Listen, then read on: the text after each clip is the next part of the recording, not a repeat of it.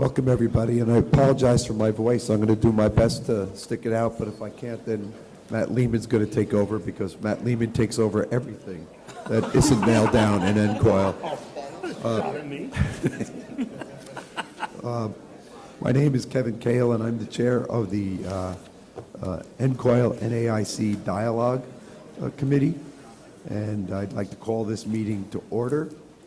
And the first order of business is the roll call, but I'm going to waive the roll call. I think it's fine. I think we have a good attendance here, but I will take a motion that that we waive the quorum. So moved. And second. All those in favor? Opposed? Motion is carried. So let's see, where are we next? Yeah. So I need a motion to adopt the minutes of the July 15th committee meeting. Is there a motion? So moved. So moved. Is there a second? Second. All those in favor? Opposed? Motion is carried. That's the way we do business. Before we get started, I just want to point out that this is probably, in my experience here, which is now 9 years, the largest attendance that we've seen at NCOIL, and the largest attendance of insurance commissioners that we've seen at NCOIL. So thank you very much for making this such a successful meeting. The other thing that's important to note is the difference between this and 2013, 14, 15, 16, 17, and 18 is we actually get along now. And that's really a nice thing too. It's a much more productive relationship when we're on the same side than it is when we're scratching each other's eyes out. We'll leave that for the members to do with each other here at this table, you know, call our panelists names and stuff, but we're going to try not to do that during this session. Before we get started, I'm going to ask each of you to please introduce yourself. You're from some of the finest, the top 50 states in the country, so I want you to go ahead and we'll start at this end, so when we get to the end, we can have the incoming chair speak. Thank you, Mr. Chair. Glenn Mulready, Insurance Commissioner of Oklahoma, and I would just echo your comments, Mr. Chairman. I sat in those seats over there for quite a few years, and so in my dozen years of involvement with both organizations, I don't think our relationship has been better. And so kudos to you guys, and we look forward to more. I take full credit for that, Glenn. Sir, John King, Georgia Insurance Commissioner for the great state of Georgia, and I'm not a Marxist. Just want to make sure I make it. I am crypto woke, though. Jim Donlin from the host state of Louisiana, also 19 years in the seat that you occupy as a legislator before my now 17 years as Commissioner of the state of Louisiana. Thank you, Jim.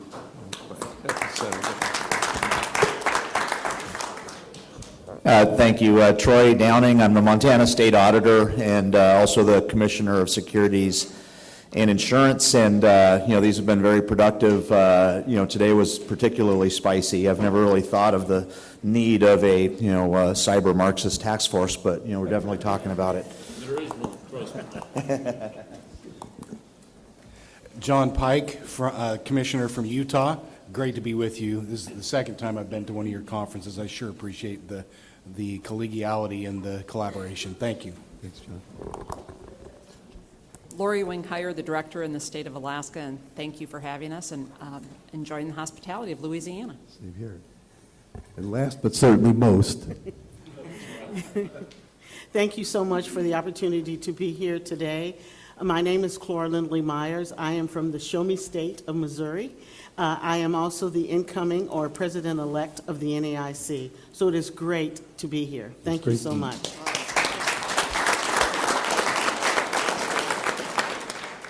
I know that Dean Cameron wanted to be here, could not. He had a conflict, but he's given you all marching orders, and you don't have to pay attention. Just do what Cora tells you to do now. That's what counts. So we have an agenda. You've probably all seen the agenda. You see item 3 on the agenda since we covered number 1 and 2. We're going to make item 3 item 9 instead because I think that's something none of you care too much about. So it's not a terribly controversial issue. It's a federal insurance office. So we'll come to that last, so we have a lot of time to discuss it. So with that, what I want to do is move up to item number 4, an update on the work of NAIC Innovation, Cybersecurity, and Technology Committee. So this is part of a product of a new committee. That's new business for the NAIC, and that's not something you typically do. You are a very small C conservative group. You move very deliberately. When you form a new committee, it means something. So you can give us a little bit of an update, and particularly, we would like to hear a little bit about the, let me read this so I don't mispronounce the words, the algorithmic bias and how insurers can manage and mitigate risk of unintended bias and illegal discrimination when developing and using artificial intelligence and machine language. Or just tell us whatever you want to tell us. You heard that. Anything I want. Well, thank you, Mr. Chair. Obviously, this is something that was given a lot of thought and consideration in the need for creating a new letter committee, which was a big deal within the NAIC. But we saw that need as we see, obviously insurers increasingly using technology, big data, artificial intelligence, machine learning, and how that affects us as regulators. And it's really clear that we are never as regulators going to keep up with innovation in industry, but we need to be thoughtful about this, have good conversations, understand what is happening, what's coming around the corner, and to the extent that it falls under our umbrellas as regulators to ensure all the things that we do, solvency, making sure that we're protecting against unfair discrimination, all those things that come up in this brave new world. And part of that has been interesting too, and I'm going to just talk a little bit briefly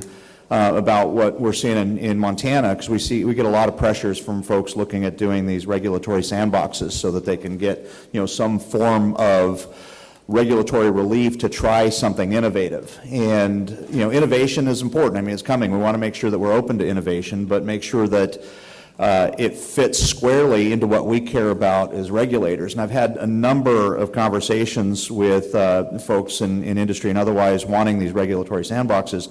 And you get a lot of innovators that are not insurance professionals, which is an interesting quandary. And so, one of the messages that we've been saying to these folks coming to us in Montana is, yes, we're open for innovation. We want to foster innovation, but what do I care about? I care about solvency. So, are you doing something that requires, some kind of relief in what we would make us comfortable as regulators in terms of solvency? And so then the other thing is discrimination, unfair discrimination. Obviously insurance is by nature, discriminatory, but what we need to look at is what is unfair, what's illegal discrimination, and how that falls. And a lot of times when presented with that, we haven't really heard of any product that needed that space. And I know there's some other states that have these sandboxes.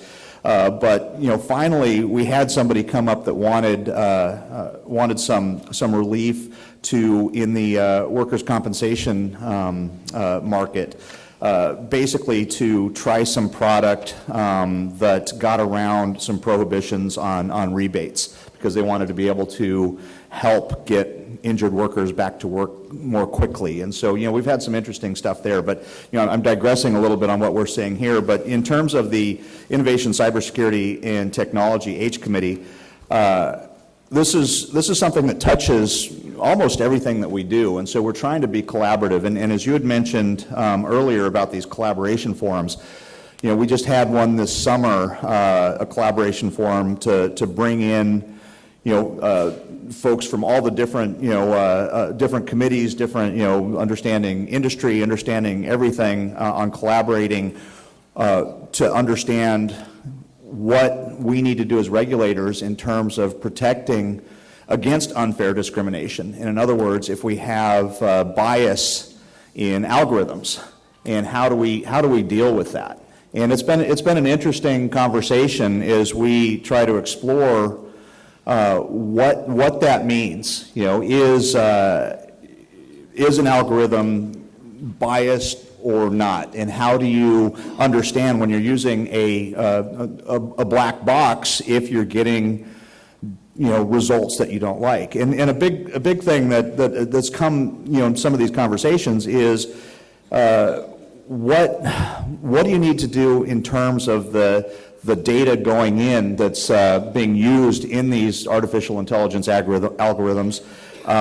Is there bias in the data going in? Is there bias, in the data coming out?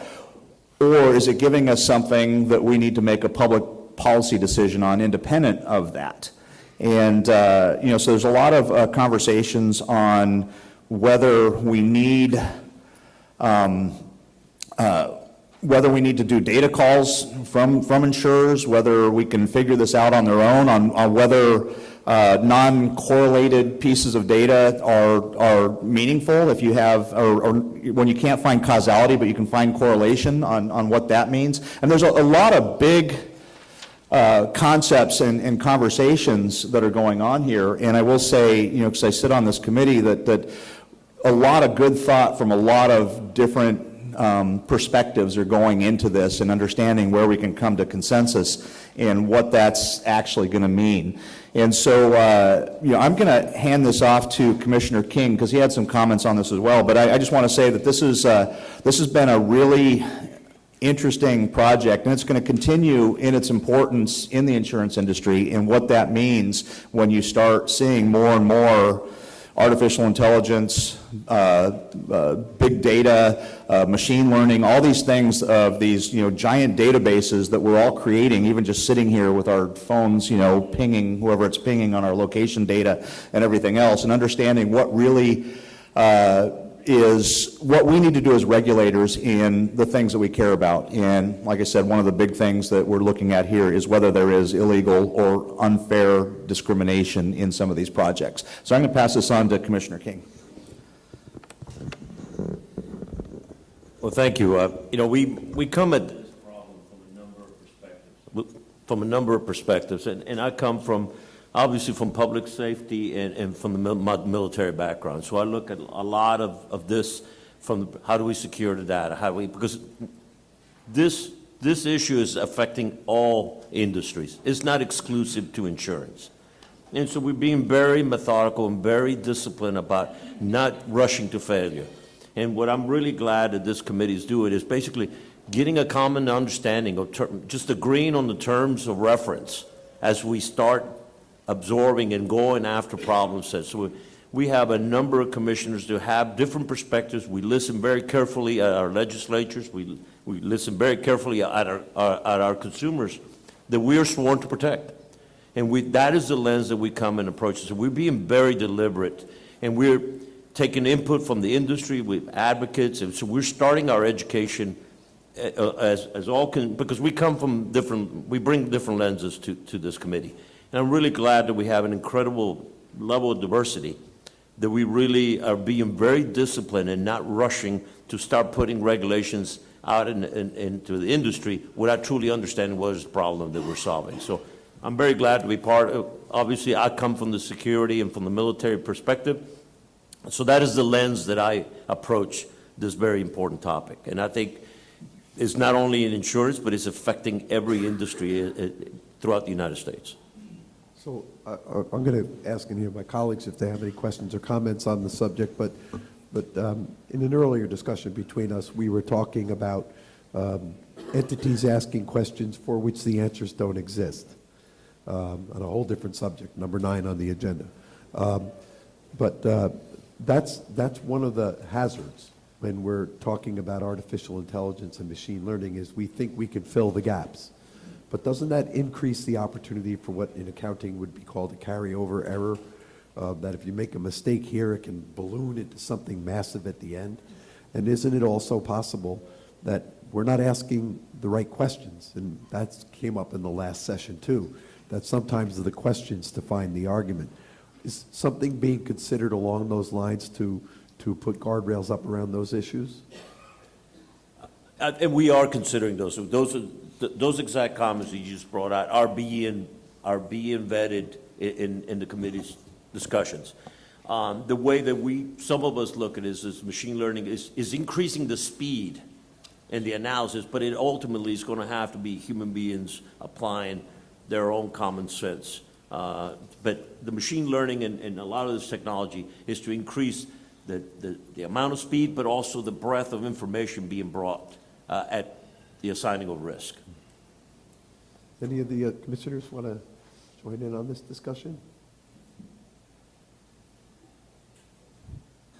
Well, I know I already spoke, but there's so many important questions to be asked there, and one of the, like I'd mentioned earlier, one of the big questions is correlation enough? Do you need causation and understanding, really how the data comes together, and whether we need to have explanations of that or not. I mean, these are the conversations that are being had right now, because some of that's not really clear. I mean, there's a lot of stuff that we deal with on a daily basis that is completely based on correlation and not causation. I mean, like, the GPS, thinks that, Einstein's theory is a proof.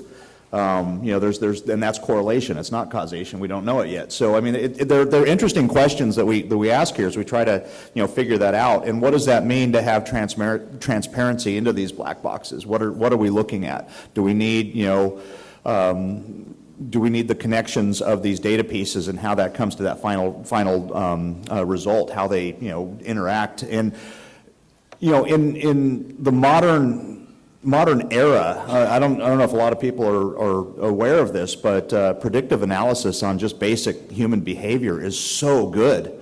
I was talking to somebody at Google a decade ago on their predictive search analysis, where they, with 97% accuracy, knew what you're going to ask for before you typed in a letter, and it scared people, so they detuned it. I mean, we're getting better and better as we generate more and more data. And what does that mean to us as regulators? These are the conversations we're having. I'm not offering any answers here. I'm just saying that these are big, interesting problems of understanding, really what that means. And then, in my personal opinion, I'm not talking for NAIC or anybody else, if you have a big enough, broad enough data set that gives you an answer, and it's not an answer that you want because you think it's affecting somebody that you want to protect, then that becomes a public policy decision. And we start dealing with not assuming that the algorithm was intrinsically wrong, intrinsically biased, intrinsically bad, but that was a result. And then we, or you, decide what the public policy decision is on those results, and then we, act accordingly on those results, not just saying that, the whole idea of artificial intelligence or machine learning is wrong. I mean, sometimes it's very right. We just don't like the answers, and I think there are valid public policy decisions to be made on that.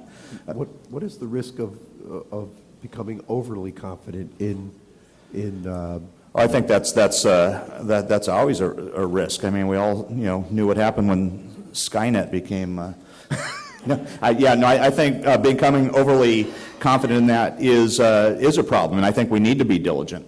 Diligent on understanding, what these results are, and having ways of vetting. And, one of the things that I'd mentioned is having very rich, very broad data sets to see what results you're getting, to see, there's so many discussions to how we understand what is happening there and what's not. And I think that as we start to see those results, it's going to foster a lot more questions, and we're going to start, we're going to continue discussing that and start trying to understand, what's happening there.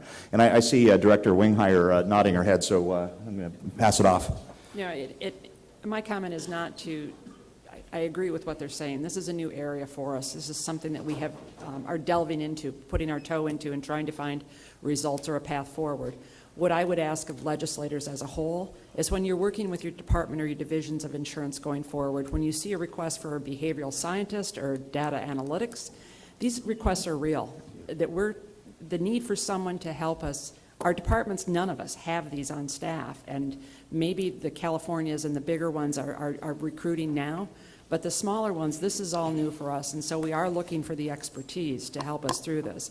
And so when you see these requests, please talk to your departments.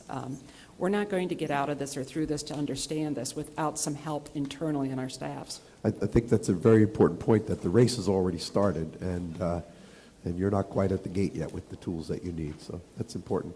Any members want to ask any questions or comments? May I? Thank you. Yes, sir. At a previous NCOIL meeting several years back, the issue of big data being used to increase rates for some of identical risk that were not being increased, called price optimization. Very accurate predictor of who would shop with a rate increase versus who would be asleep at the switch or maybe not notice the increase. And I, for one, and I think most other regulators, said no to that on a policy basis, not on a accuracy or a anti-marketing basis, just on a public policy basis. And we had a robust discussion. I forget which hotel it was in for NCOIL meeting at that time when that came up, but I think that's how it played out across the U.S. I think Commissioner Downing made that point, that at some point in the discussion, it becomes policy. Correct. And it changes over from information or even massaging information and making a decision about what you do with the information. So, well, thank you very much. I'm ready to move on to wildfire risk in the insurance market. I'm looking for Ken Cooley because he has a little more experience in California than I do, and I'm going to turn it over to our president and allow him to lead this discussion. Well, we see this through the lens of California, where we have so many forests, we have an ongoing drought, and the scale of fires have just been sweeping through the state and becoming much more urban conflagrations. In the North State, Paradise, Santa Rosa, a lot of places getting caught up in that. And so it becomes a matter of how is the risk being managed, the fire risk affecting these communities. And then you get the carriers concerned about their exposure to conflagration fire. And it starts becoming an issue of the cost of their homeowners insurance primarily, people concerned about the impact of that on rating. Your colleague Ricardo Lara is struggling with how to deal with that. But it is having just come off the campaign trail, and my district is not in the foothills, but it's adjacent to the foothills. I hear from lots of people concerned about the cost of their homeowners insurance. And it is a significant struggle to just figure out how to deal with it within our rating system. Of course, California is not a file and use state, it's a prior approval state. And so the conundrum of how to set rates when there's a significant fire risk that you can identify geographically and maintain affordability, it's a great challenge for folks. So really, what do you see happening at the NAIC on that broad topic? Commissioner Pike, you want to give us a preview of your... I think I'm going to start a little, and That's fine. John is going to talk about what we're doing as far as wildfires. The NAIC is looking at wildfires. Move the mic a little closer. Oh, sorry. The NAIC is looking at not just wildfires, but other catastrophic risks that are putting a strain on reinsurers and the ability, and the primary insurer, the ability to pay the claims. Wildfires is certainly at the top of the list, but also hurricanes and these storms that are going through the Midwest, that are the tornadoes and such that are having catastrophic claims from the East Coast to the West. And so we have developed through the Centers for Insurance Policy and Research, we've developed a modeling center of excellence, which is going to help regulators become more efficient in dealing with the filings we're getting and looking at the solvency of insurers as respects these catastrophic risks. The conflagration is a big piece of that. And again, we're putting our program together so that we all have the tools, our staff has the tools to look at what these claims are doing and the impact they're having on the industry throughout the whole nation. Because you could have the fire in California, but that doesn't mean that we're not going to feel it in Alaska. Mm-hmm. It's just it will get to us. Mm-hmm. And on the other hand, we have the huge fire too, but we don't have the property loss California did. We could burn twice the number of acres, but we don't have the property. So we don't get the attention because the claims aren't paid, there are no claims. So in looking at that, we're trying to come up with the tools to look at the hurricanes, the storms, the connectivity storms, to see what we can do to look at the solvency, then how are they handling the claims, when are the claims being paid, are there resources on the ground for consumers, and also what we're calling the hardening. Can we work with consumers with effective, can we communicate to consumers with effective tools and resources of what they can do to harden their homes so that the loss isn't quite so severe, if there is a loss at all? This could include anything from, is it worth, is there a return on your investment to put on a metal roof? You know, clearing the trees, things like that. And I'm going to stop and let John take this over. I know you've got a presentation on this a little bit later today, so. Okay, there we go. Thank you, Lori. And yeah, this is a little bit of a teaser for this afternoon. And you're going to hear, well, Jim Dunnigan will moderate the discussion. You'll hear from Karen Collins from the APCIA and Roy Wright, President and CEO of IIBHS. And there's some pretty great efforts going on there and some pretty stunning things as well in terms of, you know, the amount of damage, the scope of this, of course. You know, a large fire in California can have consequences across the entire United States, you know, in terms of air quality and so forth. So anyway, just maybe a couple things to highlight right now, and then, you know, stay tuned for this afternoon, right? But we, during our summer meeting up in Portland, we had the Climate Risk and Resiliency Task Force convened a panel on wildfire mitigation. So we'll talk a fair bit about that this afternoon, I think. But IIBHS was represented at that discussion as well, and United Policyholders, California Department of Insurance, the APCIA, all represented. We heard from them. We heard about several different mitigation efforts, program efforts. One called Wildfire Prepared Home.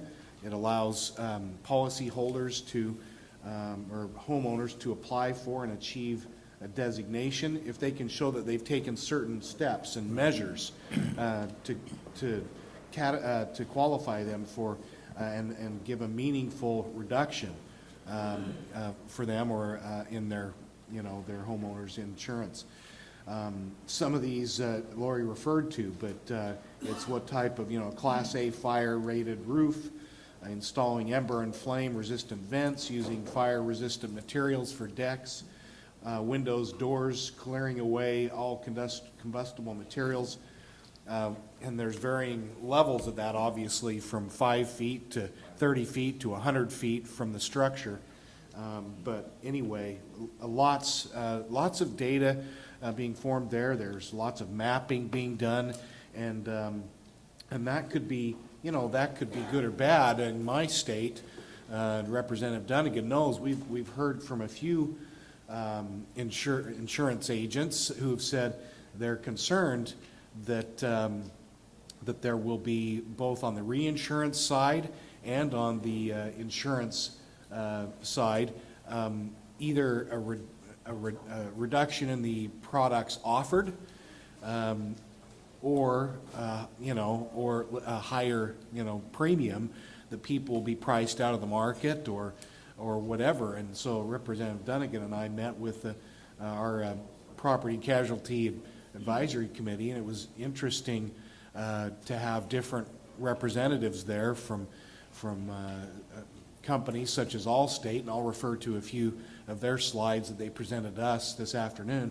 And then, you know, some people saying, well, it's not a problem yet, but then we heard from one agent who said, yeah, it's a problem with this, and this company who may not write in these areas because of, you know, wildfire mapping that's now kind of started. So it's going to be interesting, and I think we're going to have to make sure that as we have these opportunities, there's a program in Boulder, we'll talk about, Boulder, Colorado, we'll talk about this afternoon as well, where, again, one of the keys is that if you're going to attain, some certification and therefore be able to purchase appropriate coverage, it can't just be you. It's got to be your community, that's taking appropriate measures. And that gets tricky. So it'll be interesting to see where that goes, but I think what the NAIC is trying to do is identify the risks and identify the different mitigation possibilities and work with states as we can. And as it relates to solvency risks, wildfires have been now identified as one of the major drivers of U.S. insurance company losses. I'm sure you all are aware of that. Last year, our solvency work stream of the Climate Resiliency Task Force recommended that wildfire peril be added to the risk-based capital framework for catastrophic risk exposures. And that recommendation was formally adopted by the Capital Adequacy or E Task Force earlier this year. So anyway, we'll be gathering and requiring companies to annually report their modeled wildfire risk for informational purposes only. This will help to ensure that companies are adequately reserving the capital necessary to maintain their financial conditions when wildfires do occur. And after collecting that data for a period of time and measuring against benchmarks, the NAIC will consider an appropriate capital charge to be applied. So those are some of the things that we're talking about, talking through, and trying to put forward. Thanks so much. I want to turn it over to Matt for a couple of questions. Thank you, Mr. Chair. Thank you, everybody, for being here. It's always great to do this. I want to touch on something you said, John, and that was you started talking about the reinsurance market, and that I know I'm hearing from multiple reinsurers that had their meetings at the end of the last quarter that we could see anywhere from, they're referring to it as the mid-teen increases, and then also a capacity issue, which obviously then flows down to the carriers. We're looking at carriers ending their third quarter, 105 combined, 108 combined. Unless you have a fantastic fourth quarter, they're going to be going into next year. So there's rate increases on the horizon, potentially big rate increases on the horizon. Right. The concern is, I'm from a state that doesn't have wildfire. I'm from a state that doesn't have flooding from hurricanes. So, as Lori said, we feel the pain in Alaska for what happens on the coast. I know my colleagues in Florida have always said we're paying for the weight of ice and snow, and we have no exposure of weight of ice and snow. But I would venture a guess that the payments out for weight of ice and snow pale to what's paid out for fire and wind and flood. So are we going to see at all any sort of division of, will there be any pushback on how do I get around me paying for these expanding and growing claims in the places that have zero effect on me? And we're seeing it among carriers. You mentioned, this is the first I've seen this. We had one of my clients bought a house in Montana. And so I said, well, this company writes in Montana. So I submitted it, and they said, no, it doesn't score well on the wildfire class rating, which we don't have any homes in Indiana that are on a wildfire class rating. So it was interesting to me that this is all now being developed. But do you see a path ever that this is going to become somewhat a division issue on some of this as these numbers range up so high? May I? As the home state of the worst hurricane vulnerability in America, I hear this question an awful lot.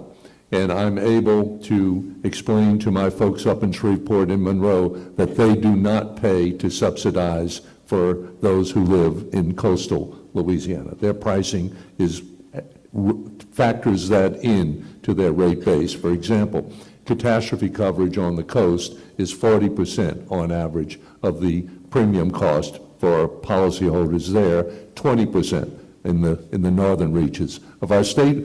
Although they get hurricane damage oftentimes as hurricanes make landfall on the coast and move through our state. In fact, Ohio at least as of 2 or 3 years ago, the all-time record insured loss event for the state of Ohio was a hurricane that went through our state and through theirs ultimately as it went through to the northeast and out to the ocean. So that is, I don't think, a factor. There are those, however, who are advocating now for nationwide pricing of P&C products and spreading of risk on that basis. I'm not there. I think that would undermine the most valuable part of what y'all do and we do, and that is set policy and regulate insurance at the state level. And if we go down that one nationwide pricing system, that will certainly lead to greater and probably total federal takeover of the insurance regulatory world.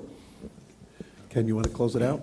I was going to say, this wildfire risk is certainly something where there's a lot of tools end up being in the toolkit. Commissioner Lara is requiring carriers to present a rating approach that acknowledges people are hardening their houses. But there are a lot of public elements. This last year, I got $20 million to improve Northern California firefighter training and coordination with rural fire departments to kind of strengthen the firefighting response. I got $8 million for, odd little random fact, a new firehouse in western Amador County, which is very close to suburban Sacramento County, a large community that's kind of out in the rural part of the county, basically to improve firefighting in an area where there's a known fire risk, so western Amador and eastern Sacramento County. Obviously, our commissioner is looking at this hardening of properties. We're working with our utilities to prune around their 64 kV power lines that thread their way across the state, because that's been a source of ignition. So I do think we're going to end up using every tool in the toolkit and analyses to try to understand how to, where is some element of risk that we can move on aggressively, whether it's the insurance pricing mechanism, hardening of homes that started, really on the Florida, with some of the hurricanes, we started hardening homes and changing the way we vent things, and so trying to do that in the wildfire space as well. It seems like this is one of those big issues that'll take us a while to work through the system. I carry around on my keychain 3 words that my staff had inscribed there, because there are certain challenges I've had to take on that these words are very relevant. It's relevant to this conversation as well. All good things in life have to work through 3 words: impossible, improbable, inevitable.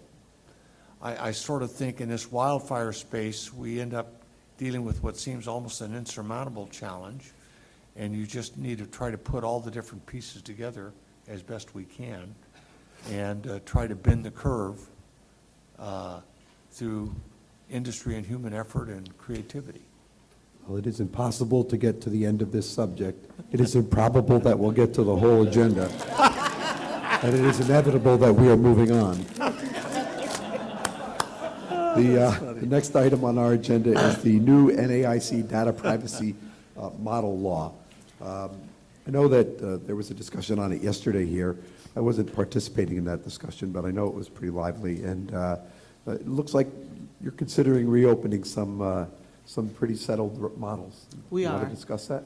Yep, Or- we are. We've been, researching the privacy issues and engaging with not only consumers and their representatives, but also the industry and other regulators. And this is definitely a priority for the NAIC.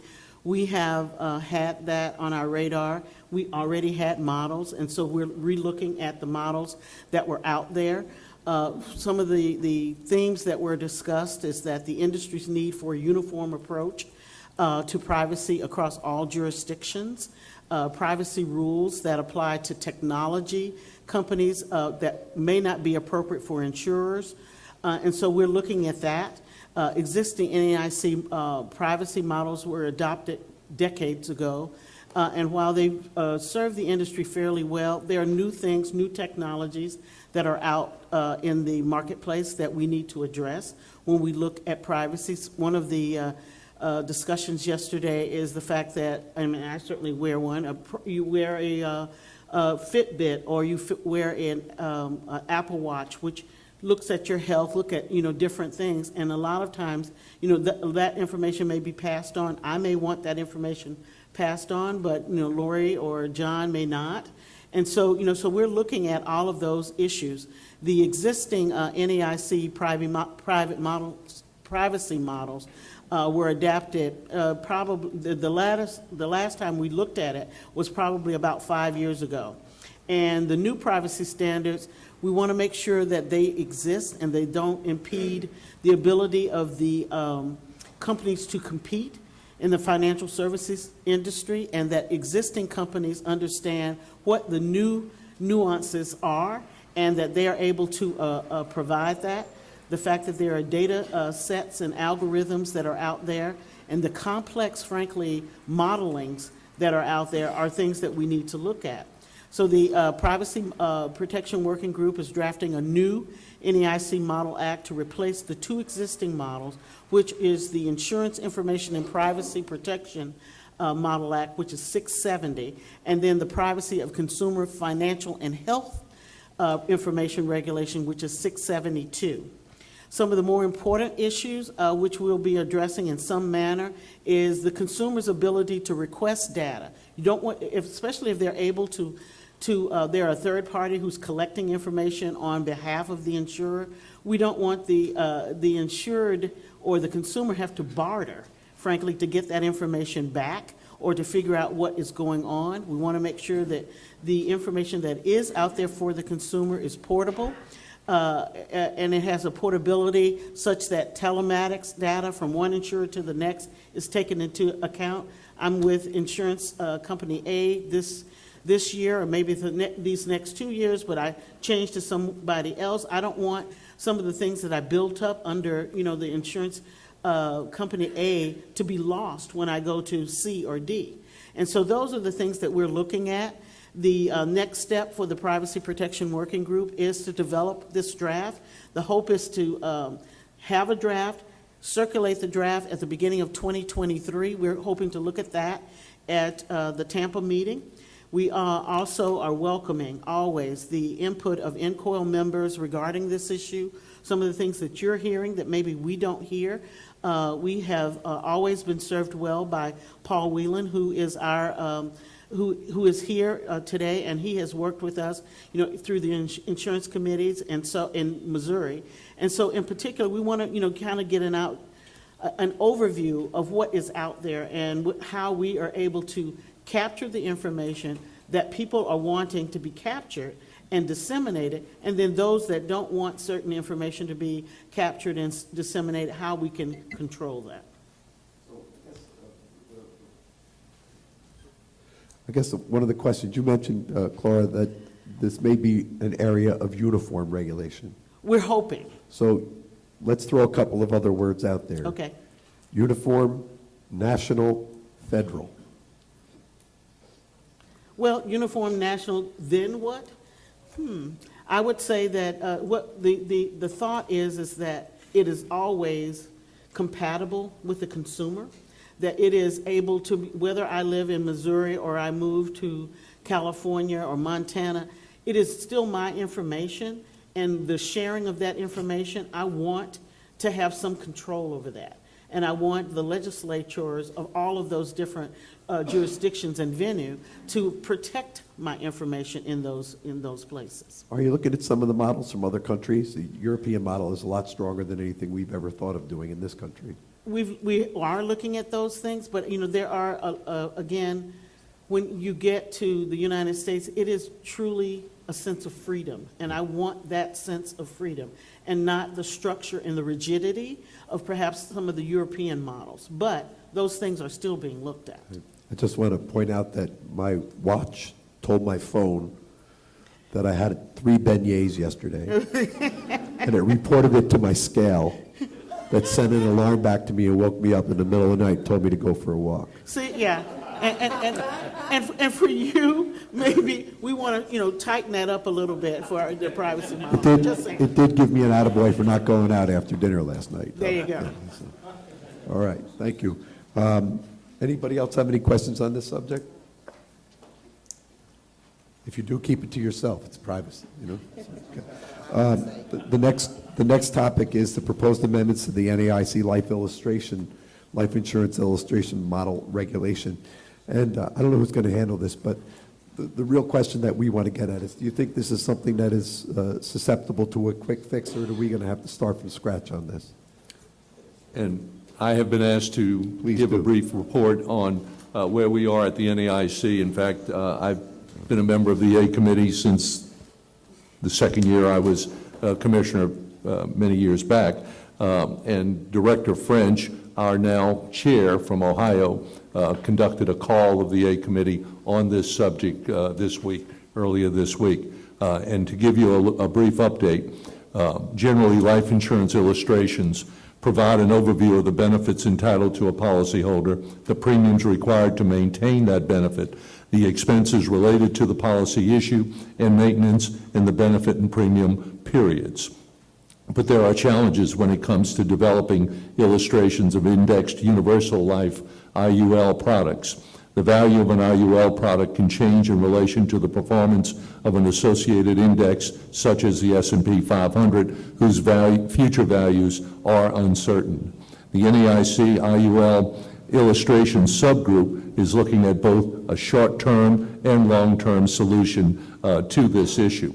As a short-term solution, the NAIC is discussing revisions to Actuarial Guideline 49A, titled The Application of a Life Illustrations Model Regulation to Policies with Index-Based Interest to Policies Sold on or after December 14, 2020. I'll bet an actuary titled that proposal. The subgroup has received several comment letters from interested parties and is discussing the merits and drawbacks of those recommendations. Potential long-term solutions include is being discussed and would like to address future product designs without having to actually update the actuarial guidelines every time.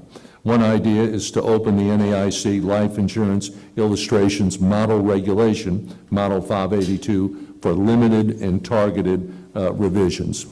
There are likely aspects of Model 582 that do not fully capture the complexity of IUL product design, but potential remedies may lead to overcomplication of the illustrations. The subgroup is trying to strike a balance. For next steps, at our next meeting in Tampa, the subgroup will receive comments from stakeholders on a potential direction for a long-term solution, whether it involves revising Model 582 or some other alternative. The subgroup will also discuss short-term and long-term options at the Life Actuarial A Task Force session in our coming national meeting in Tampa.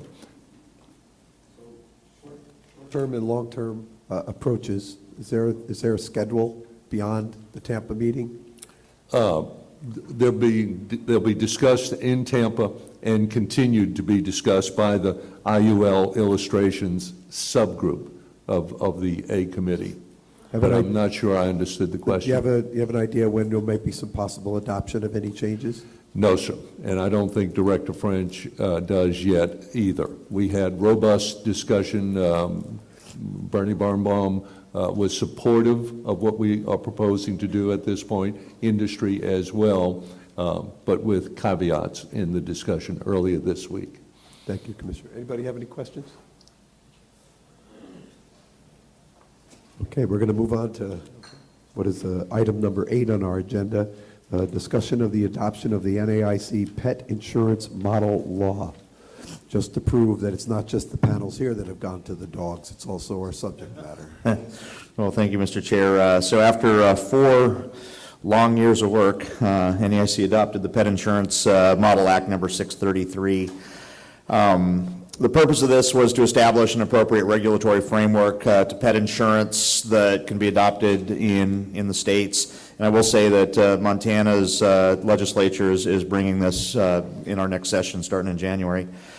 A couple of the things here that were basically this model act is removing pet insurance as a limited line and basically creating this as a full P&C line. And, the reasoning is this went through NAIC was there's, a lot of growth in the pet insurance market. We found that premiums were far exceeding the costs and that these policies were overly complex. So, a couple of things, I'll be brief. I know we're running short on time, and we still have a lot of interesting things to talk about, but, some of this was... Take all the time you need. We don't get to FIO, I'm okay with that. Okay, I'll talk slow. Okay, kidding. So, a couple of the things that this addresses, some consumer protection issues relating to renewals, required disclosures of waiting periods, policy limits, conditions, benefit schedules, et cetera, and also robust disclosures that allow consumers to affirmatively choose a policy that is best for them in a world with dozens of available options. Another one of the points in here is a free look period. The model allows a maximum of a 15-day free look period after which the consumer can examine the policy and request a refund if no claims were made. There's some language about pre-existing conditions, and this limits how the insurers can deny pet insurance claims related to pre-existing conditions of covered pets, and it puts the onus on the insurer to prove the pre-existing condition limitation applies. There's some interesting parts about wellness programs and that you can't have a wellness program being marketed as an insurance product, and you can't have a wellness program being a requirement of the insurance. So there's some language about there, and some training requirements that codify training for insurance producers to ensure that they are appropriately prepared to present information to consumers. And so that's where we're at right now. This was just adopted recently, like I said, and in Montana, I'm not sure if we're going to be the first, but I know it's coming to our legislature in January. We have really discovered over the past couple of years that there's a great deal of interest in this body, in this area of legislation, and I have a theory on it. I don't think it's necessarily how much we love our pets and how much we care about them. I think it's that we recognize the microcosmic way we can examine these issues without getting the emotionality that's involved when it's concerning people. Right.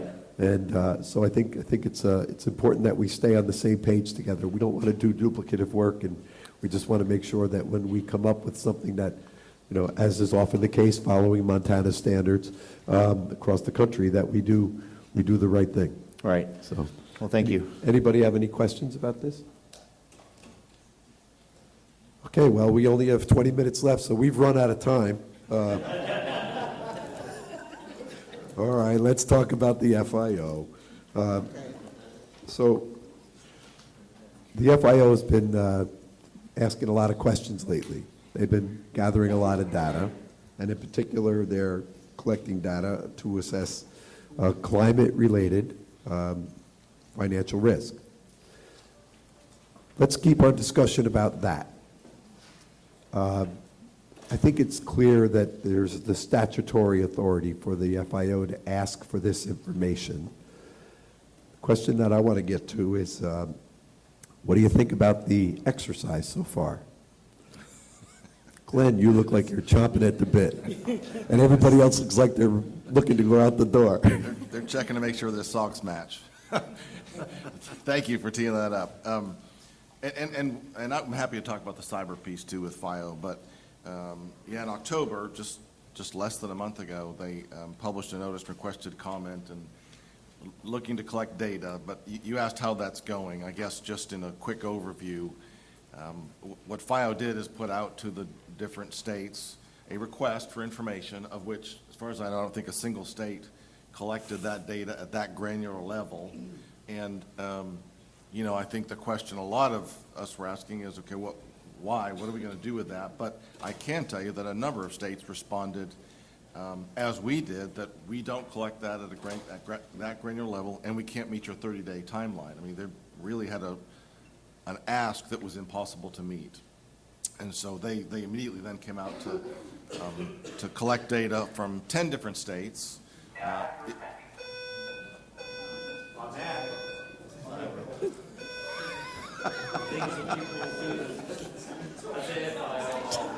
Dean's behind that somehow. Well, you got our attention, now what? I think we're good. I think that was File trying to disrupt us yet again. I think it was file, yeah. Okay, we back on? Yeah, keep going. Where was I? So they have now focused on 10 states. I think as I look down, there's 3 of us that are on that list, including the state of Oklahoma, that are especially vulnerable to climate-related disasters. And so, but I think our feedback would be, this isn't the normal cooperation and collaboration that we would have with them. Typically, they would be working with us to gather any data from companies, and we certainly would prefer that. And so we will be submitting, I don't want to say too much more, we will be submitting a formal comment to FIO on this, and there's a draft in the works right now, and so I don't want to get ahead of ourselves in commenting about that, but No, we're not thrilled with the way that process came about. I understand the delicate, balance that you're trying to take place here. You recognize that you have an obligation to work with this agency, whether you want to or not.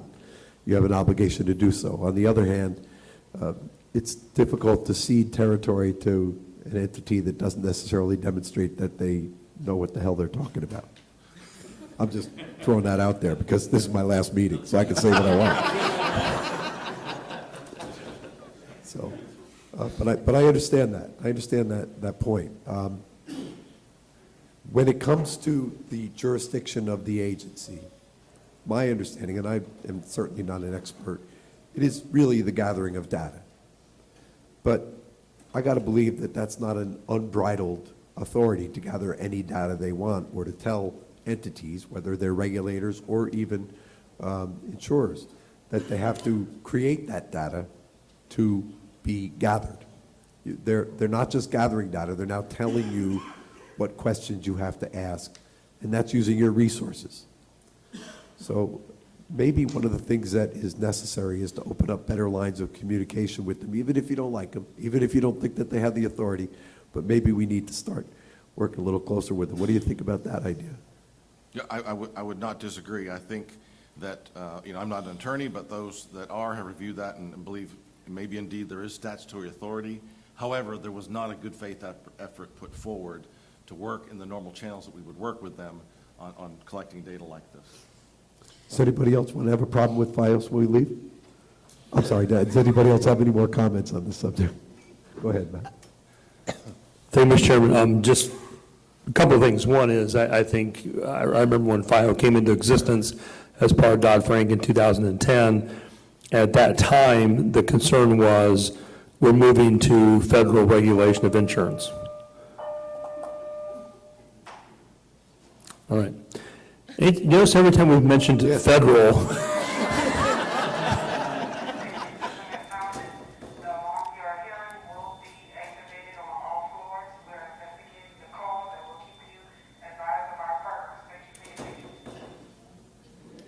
did anybody hear that? Which one of these commissioners is a fire They're marshal? investigating it.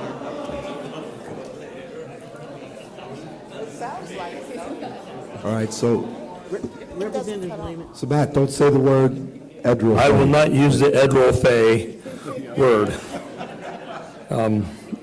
But one question I do have is this, and that is, I think we commented about this earlier. I think that we've been watching very closely the last decade. Is FIO staying in their lane? And to be honest, for the most part, they have. There's not been that overtake of regulation.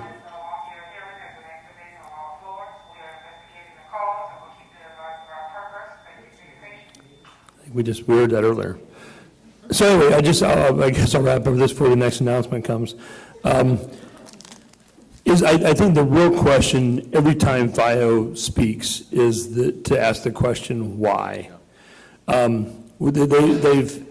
can say, here's what we need, here's the data call, but, we can say, okay, well, why are you asking for it? But I think a deeper question is, what are you going to do with it?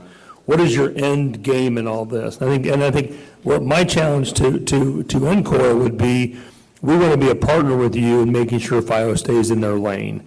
So anything that the NAIC needs help with, or that we can coordinate or show up at, anytime you need our assistance, and I know we'll do the same to the NAIC, is, and I can't speak for, incoming administration, but I know as immediate past president, I want to continue to fight to make sure we are all on the same page of the McCarran-Ferguson. So anything we can do to help you on that front, I think the real question is to why. Why are they asking these questions? Representative Lehman, I couldn't agree with you more.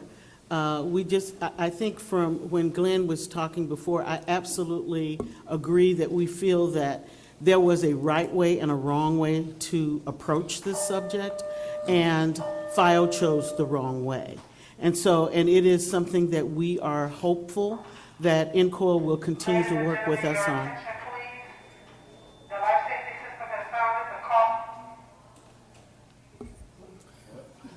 And it has to do with the PA system in the conference room. Go ahead, Clara, don't worry.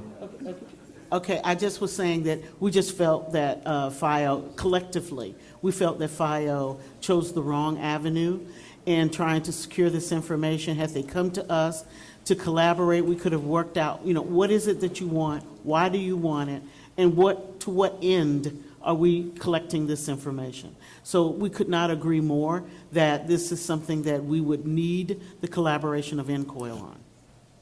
So I think we've had this discussion many times, most recently yesterday when we were talking to the newest members of NCOIL. And we do consider it a very fundamental part of our organization to support the primacy of state regulation of insurance. And I think that will always remain very central to what we do. There's also a recognition that there's a need in a worldwide market, that there has to be some sort of uniformity in response to the rest of the world. And if that is the intended purpose of FIO, and if that's what their mission is, then go forth.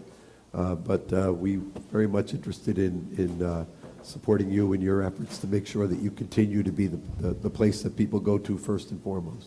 Yeah. And that is certainly our hope as well.